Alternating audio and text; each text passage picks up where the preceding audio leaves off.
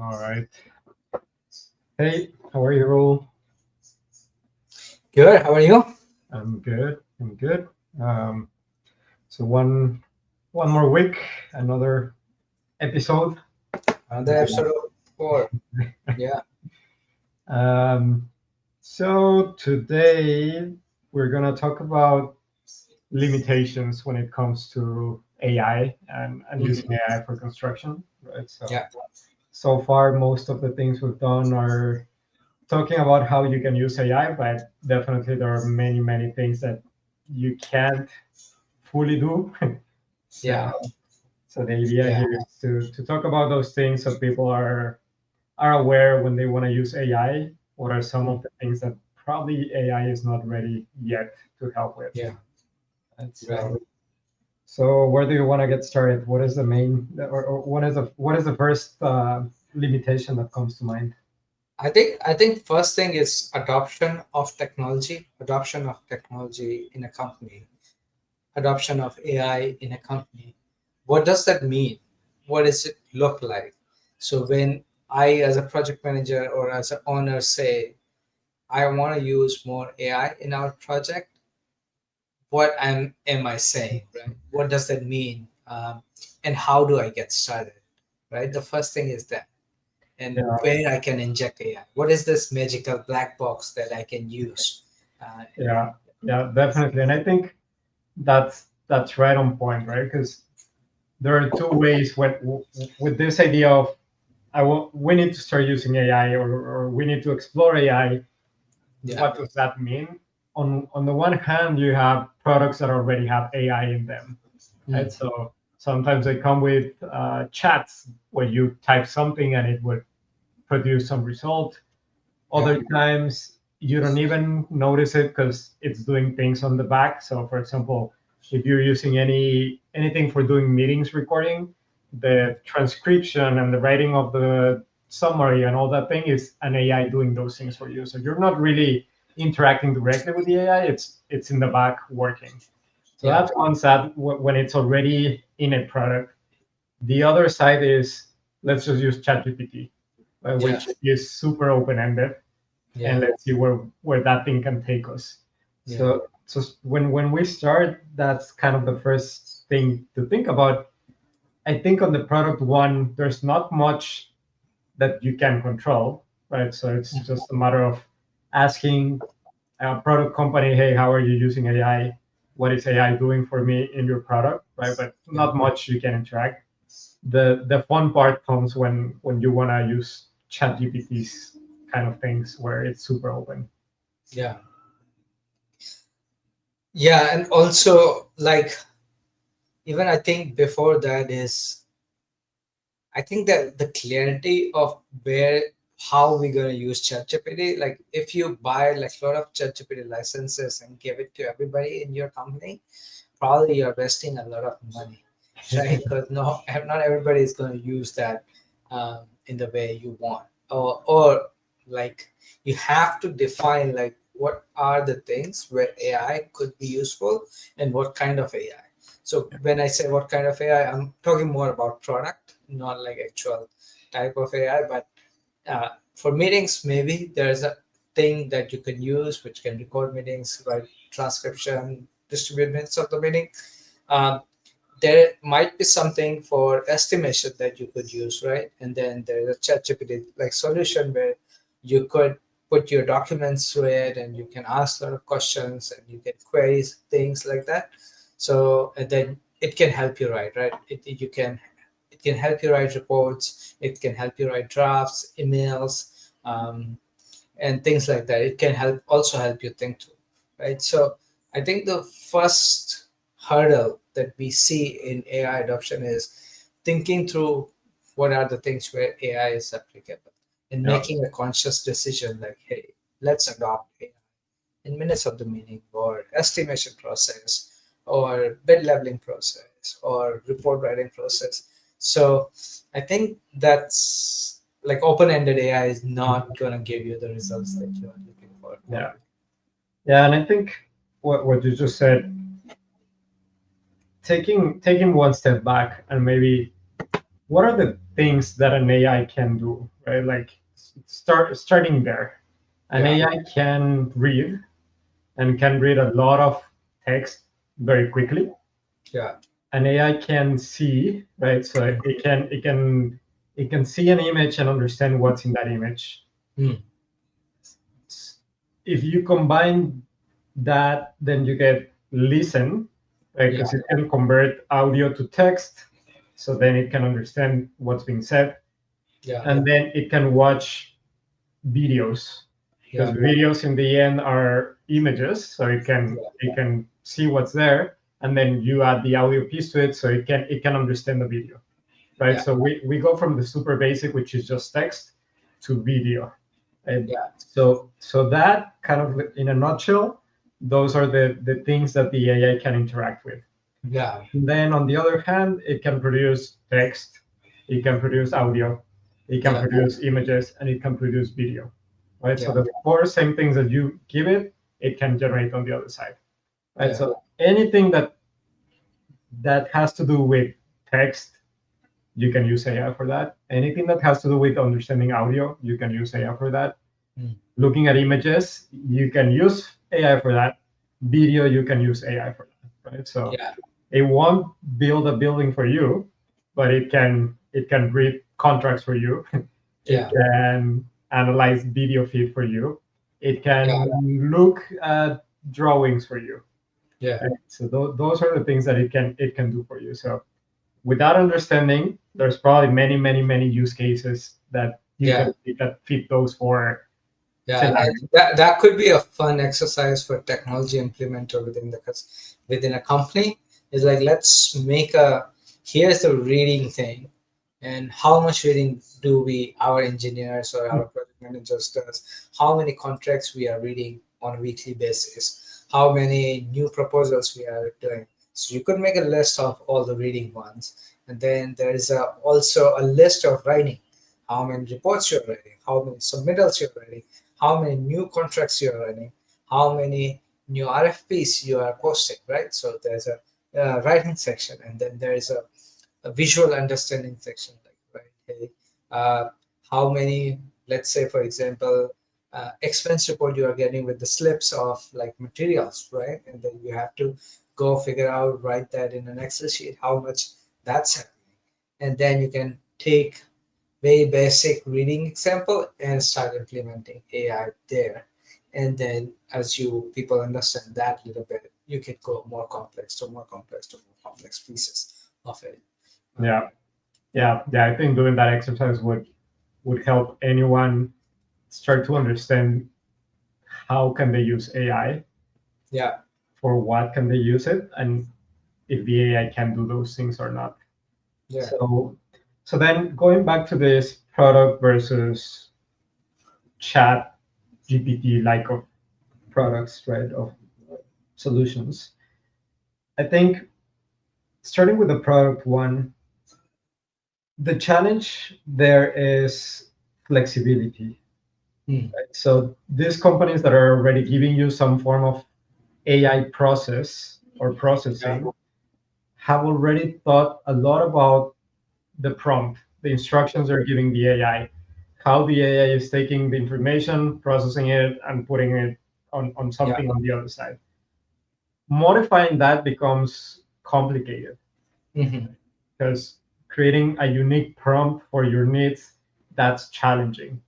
right, Making sure that whatever you need doesn't affect everything else, that's very difficult. So yeah, with those companies, definitely AI has given them superpowers, but it yeah, has limited, it limits the value mm, to a certain degree on customization, right? right, But it's definitely, there's a lot of softwares that now yeah, using AI can do more powerful things faster, mhm, uh, things like that, right? But you're limited. So when thinking about that, always make sure to understand how much can the AI really do in that product for you, right? So yeah, we've seen a few takeoff solutions, but takeoff is a challenging one, yeah, and they can do takeoffs for very, not simple, but narrow yeah, scopes, right? Yeah. So flooring or something that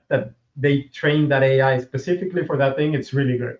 But if you move it from doing this thing to want it to do something else, it will probably fail, Yeah. right? So that's a limit with these tools where it's pretty constrained what Yeah. it can do for you, right? Like there's document crunch. Document crunch is really good at looking at your document or at your contracts and doing certain analysis.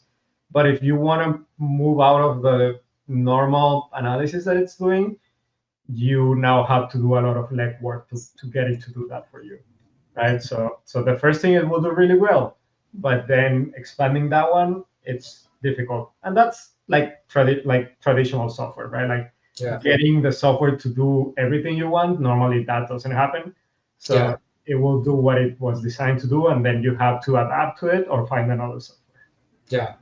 That's really on point. And I think in our exercising where we were doing like these are the tasks our company do in that much magnitude. If certain products fits right there, you don't need flexibility around that, right? If you have to do a lot of contract analysis and find out risk in the contract, then I think document crunch could be a perfect match for you, and then you could adopt that and see what happens there, right? Yeah, If your field engineers are or supers are always looking for information from the site, not finding anything, you could use Structure to help you use WhatsApp or SMS to find whatever information you're looking for from the site, right? So there are product specific use cases that um, you could map and see where you fit, and if it's a perfect match, you could probably adopt it. The difficult part is um, AI by nature, it's supposed to be versatile. It should help us do anything, right? That's the promise of AI. But now you go buy like 50 different solutions for 50 different problem. You are just elevating the problem.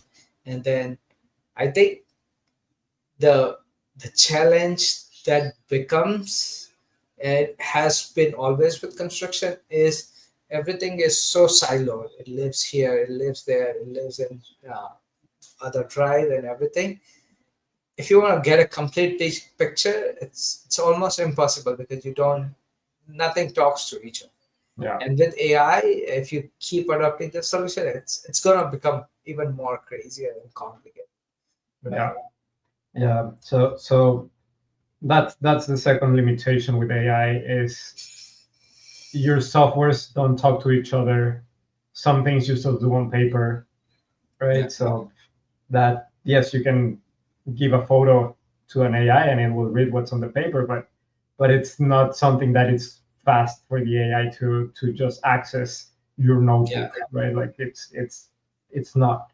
So yeah, so yeah, I think the second limitation is your systems, your processes. If yeah, things are not connected, then yeah, the AI won't help you there. yeah.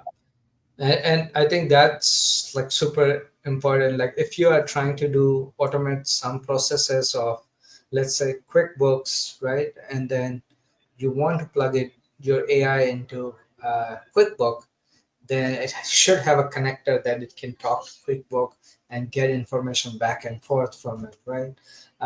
And so these lot of these connectors are missing currently. That if you get one solution like ChatGPT or even our solution, and then they can talk to like different services, there are a lot of connectors that are required. And in this AI ecosystem, especially for construction industry, these connectors are not there that can Yeah, talk to all these software and services so people can do, and that's like a big challenge. yeah, yeah, and we're always gonna have multiple softwares, right? That's good and bad. Like in construction, Excel is a big tool, right? Like we Yeah, can't get rid of Excel because Excel can do a lot of quick things that we need. yeah, Word is another one that it's so flexible that it's super useful. PowerPoint, I don't think in construction is that big of a tool compared to other industries. yeah, But then we start there, Word and Excel. Then you might have a Procore or another project management tool, right? And then you have finance, which may be using QuickBooks or a different tool. You might be using Sage, you might be using Autodesks. Yeah. So in the end, you have more. Nowadays, softwares are starting to become more open to connecting to other tools, Yeah. but not every software allows you for that to happen. So that's a challenge, right? So the first challenge, and I think we need to go back to that one, but it was like user adoption. Yeah. The second now is your tooling, how connected it is, and the reality is that it's not going to be super connected. So Yeah. there are ways in which you can start connecting things, but you have to be aware that there might be softwares that you can't really do anything Yeah. with. They can Yeah, connect. and people are experimenting with things where it the AI can run a software like it would a person would run it. Like it would click on the buttons, it will go into the menus, it will look at the sub menus, and it will find information. But it's very finicky and gimmicky, so Yeah. it's not there yet. So it cannot do it. Only way that organization and companies can rely on connecting to a software is through if the software company allows you to connect to it. So for example, if QuickBooks or Sage allows you to connect to AI, then it's a reliable way, but not every company has it, and it's a big problem. Yeah. Yeah. So let's just quickly touch back on the people side of things, right? Yeah. And for me, when I think about that, the real issue I see is when using tools like ChatGPT, right? When Mm. you use something that already has AI in it, most probably you're not going to be dealing with the AI, right? So Mm. that one is easy. The developers of that product have already spent a lot of time getting the AI to do what you need it to do. So that one is easy. But the reality is more and more we're going to be using tools like ChatGPT, right? Mm. I think the evolution is going to be more ChatGPT type of things, less product things. And the reason for that is your workflows, well, generic, they're very unique, right? Yeah. Your documents, your experience, your tools you use, that is very unique to your company. So Right. no one is going to be able to just build a software for you unless you pay a lot of money. But Yeah. with tools like ChatGPT, you can start getting to that point where it's super customized. Yeah. Right? But the real limitation there is people have to spend time understanding how to use this thing. Yeah. And it becomes like having a new employee, Yeah. super junior employee, in the sense that it will do what you tell it to do. Sometimes it will do a good job, sometimes it won't do a good job. So you need to supervise. Based on what it gives you back, you now need to say, no, modify this, modify this. And it's a very long process to get it to do exactly what you want. Like Yeah. having it correct an email, that's a simple one, right? Because Yeah. it's really just doing grammar and things like that. But having it do bit leveling, that's a Yeah. complicated one because Yeah. what does it have to look for in each document, right? Yeah. How does it structure the information Yeah. at the end? That is something that your team already knows, Yeah. but someone in your team has to spend the time Yeah. playing with the AI to get it to do what you want. Yeah. Right? So until you enable that internally, which is really Yeah. complicated because people don't, and more in construction, they don't have the time to just be playing around with a new software. Right? Yeah. Yeah. Uh, Everything is just going against the clock of the project, right? Yeah. So you can get a lot of distractions and things like that. So how do you balance people getting comfortable using this type of tools Yeah. and doing what they have to do on a daily basis? And for me, I think it has to come from the executive level. It has to be a top-down decision. Like people need to buy that AI is going to save them time. Period. Right? If that's not uh, understood, it's going to be very very difficult to adopt. The problem is there is a learning curve. Right? The first day you're going to use a tool to like do bid leveling. Um, you're not going to get it 100%. Second day, maybe you'll reach somewhere. Third day, you'll do really good. and after that it will be the things that you take used to take you like 5 hours or 10 hours or 20 hours will take half an hour. Now you just provide the right instruction, you'll review those things, and you'll say, okay, good or bad, you need to make adjustment here. Hey, I make adjustment here.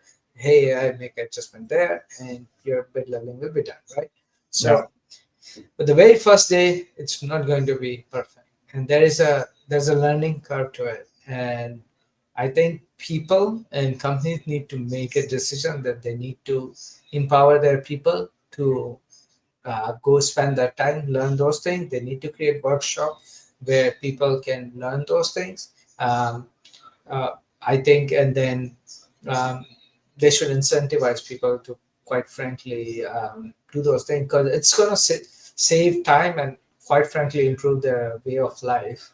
And tools are there; they Yeah. are there to use. Every week, you can spend 20 hours doing something, or you can spend 30 hours at one time learning how AI can do that, and then it's easy.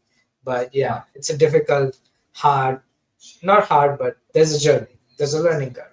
Yeah, yeah, and I think we have a really good example on that, right? We're working with a general contractor, helping them automate their monthly reports, Mm. right? So we are the ones who are building or writing the instruction for the AI. Mm. That's a service we're providing to them, and I think for us it took maybe 1 or 2 weeks of work to get it to do what it has to do to write a monthly report, Yeah. right? And we kind of already know how to do it. But let's say it took 2 weeks of time for us. Once we gave it to the project coordinators and the PMs, what they realized is that something that was taking them 3 or 4 hours, they can now do in 30 minutes to an hour, Yeah. right? And for us, it was just writing something that could be expanded to every project they have. Yeah. And now every project they have gets the benefit of those 2 weeks of work we put, right? Yeah. So if you start thinking of it that way, you see like it could Yeah. lead to a big win for the company. Yeah. Just have to spend the time and the resources doing it. And I assume that at some point there's some group of people in the company that are idle, right? Like Yeah. they're in between projects. So those are the people that you could have start these Yeah. type of initiatives, just do Yeah. some exploring and then pass on to someone else and pass on to someone else. Yeah. So, but And I think, and companies do quite frankly spend a lot of time. Even like companies we talk to, they have Procore initiative where everybody comes together and have lunch, and people share their ideas on how they're using Procore and stuff like that. And I mean, and then there's a very little gain from it. Quite frankly, it's just you're learning how to use Procore better. But this is like real. You can go home faster every day. You don't yeah. have to wait till 7 p.m. You can go home at 3 p.m., right? If you do those things. Yeah, yeah, and normally internally you have a really nice mix of people who like trying new things, Yeah. people who are more conservative, people with a lot of experience, people who are just coming in, right? So if you start combining this in groups, Yeah. then you can have a really nice uh, Yeah. Yeah. basis for using AI. Yeah. I think we should also do an initiative where new guys who are coming in a company, we should do organize lunch and run for them, like kind of thing where they Yeah. can learn and then go and teach other people also. That would be very nice. Yeah. So okay, we talked people. That's a big limitation. Your technology, your internal processes, how broken they are. Yeah. The more separate, the harder it is for the AI to do more. Yeah. The more interconnected everything is, the more powerful you can have the AI. I think now let's move to something more specific. And I think one of the main or the first questions people get or people ask is, can the AI do takeoffs? Mm. Can the AI look at drawings? Because in the end, construction, one of the the starting points is the drawings, right? So a Yeah. lot of data is embedded in those drawings. Mhm. So how can the AI help there, and can the AI really help there, or what is the limitations? And from my perspective, drawing analysis is one of those where the AI is not yet there for what we would need, but that Yeah. doesn't mean it can't add value, Yeah. right? True. I think one of the fundamental things in building AI is you need to have lots and lots of data for it to understand. So we train this AI models and how people look like, how a parrot looks like, how a dog looks like. Nobody actually trained them on how what is it meant to read a construction drawing. And then whatever construction drawings we have online, they were trained, of course, because these big companies who built this AIs, they scrapped everything from internet and then they did. But in the grander scheme of things, it's still very little data for AI to understand like how the construction drawings actually work. What they are good at is images. They can identify people and animals and such things, and they are very, very good at languages, right? They can put certain language. So if I take a drawing and I give it to AI and ask it like how many times the struts is mentioned on this drawing, AI will probably tell me correctly because it can read those things, right? But if I ask him like, what is the dimension of the door that I need to install in the upper, in the P1 floor, it's it's not gonna tell Yeah, because it doesn't know how to read those drawings. And even if it does something intuitively, it's not 100%. yeah, So you cannot rely. People are building very specific kind of AIs to read those kind of drawings, but um, they are very specific, which is the point you started with. Landscaping business can use probably AI to find out what is the area lot that I need to do landscaping.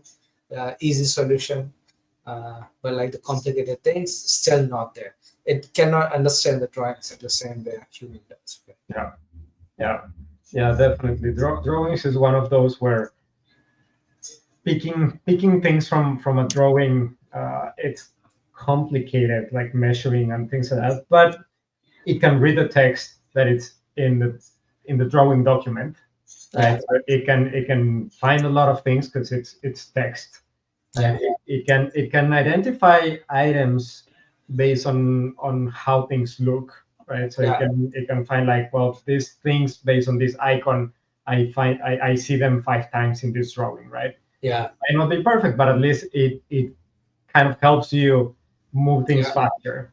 There's always a need for review, and that I think is one of the biggest things about AI. There's always a need to review the output, Yeah, but it can streamline some of these things. But if you just want it to be like a human, where, hey, here's the drawing, go and figure this thing out, it's probably not gonna do a good job because it's gonna get lost in the context.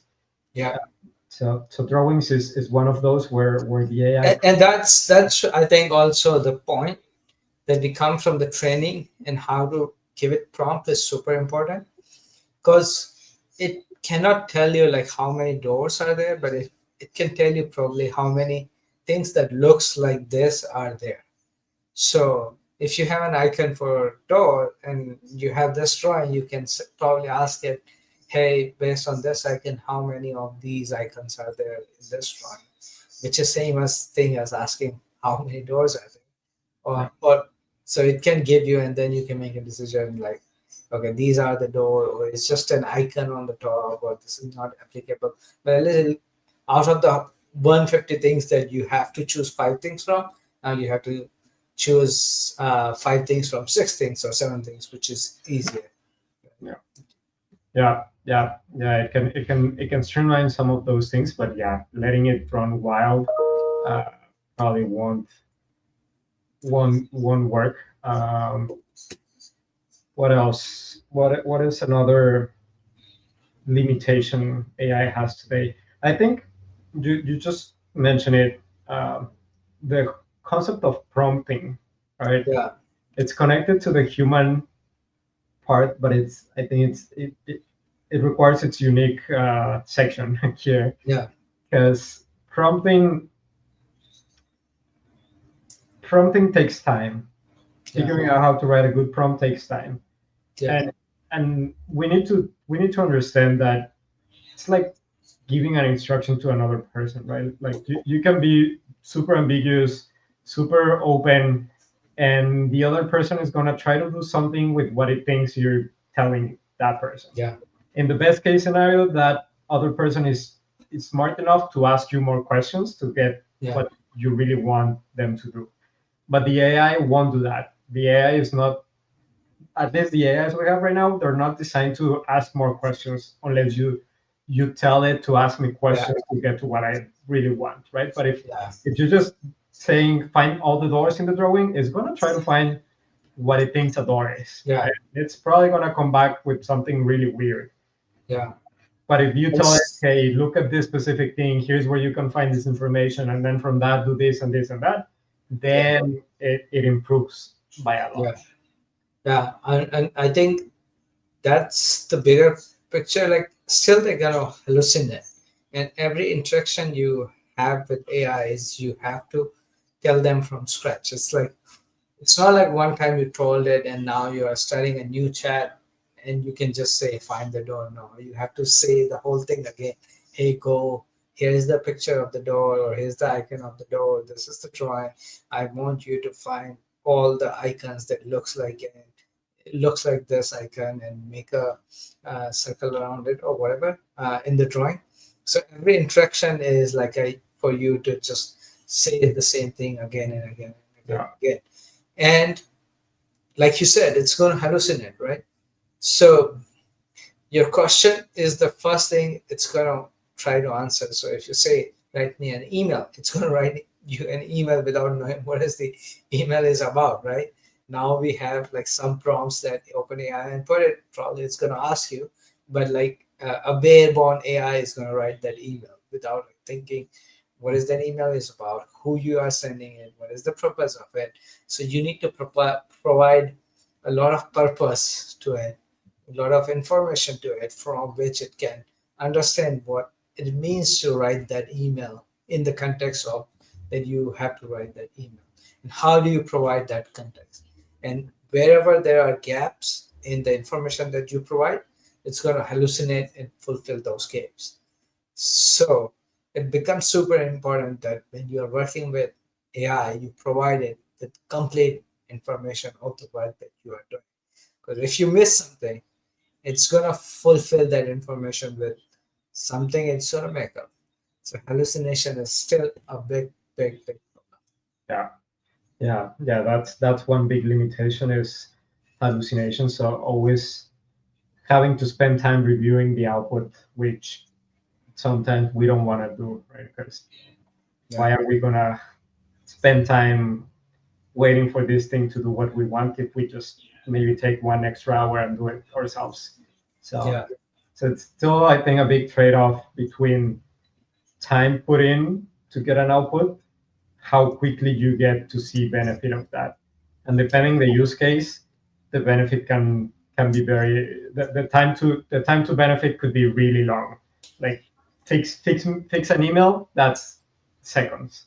yeah, But bid leveling, monthly reports, analysis of contracts, those things require effort and time in the beginning to see benefits after. So it's not a quick win. Like you can break those things into smaller steps, right? Maybe for bid leveling, the first thing you want to do is just make sure they're including these three things, right? That's a quick one. But yeah, if you wanted to analyze everything, put it in your specific Excel template, that is going to take a lot of time. Similar with contracts, right? Like, hey, just make sure there's this things mentioned in the contract. That's going to be quick.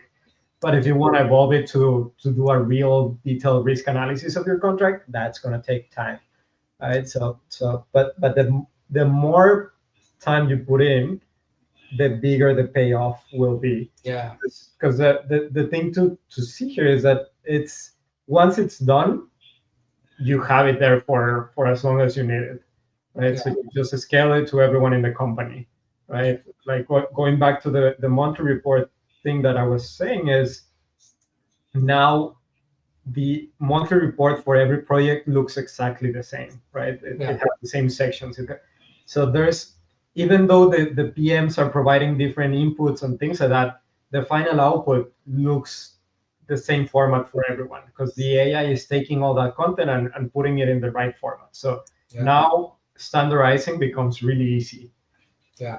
But it took time to get to the point where the monthly report looked like that, right? So there's it's a 200 steps process. Like, it's not a simple thing, right? It's like you have your Excel sheet, your financial data in an Excel sheet, and somebody need to go in and create graphs for it. There, your safety data and then Procore, so you need to grab those and you need to combine those, and it's a lot of stuff.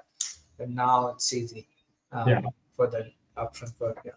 The other thing that I think is another limitation is just the time it takes for the AI to produce an answer, right?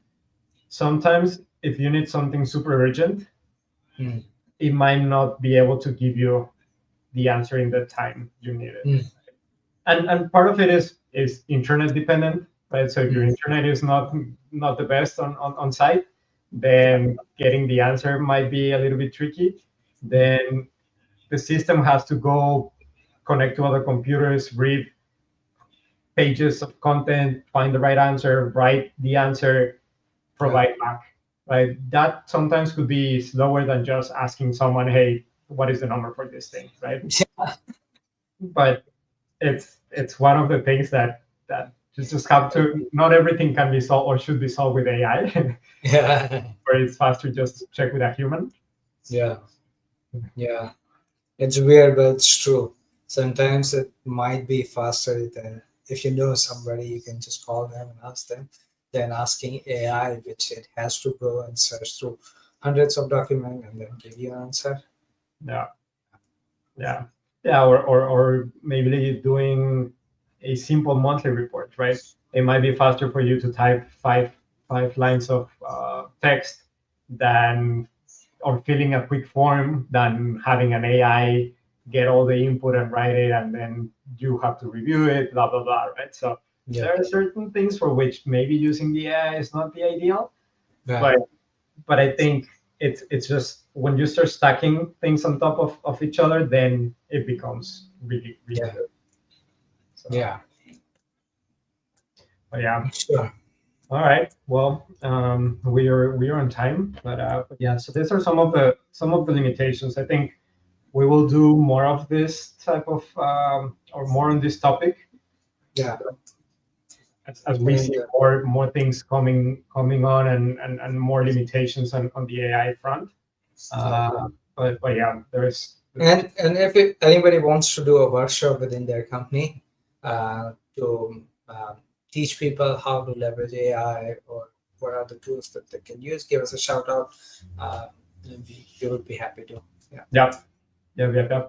Anyone who wants to get some help with getting started with AI, we would love to be able to help.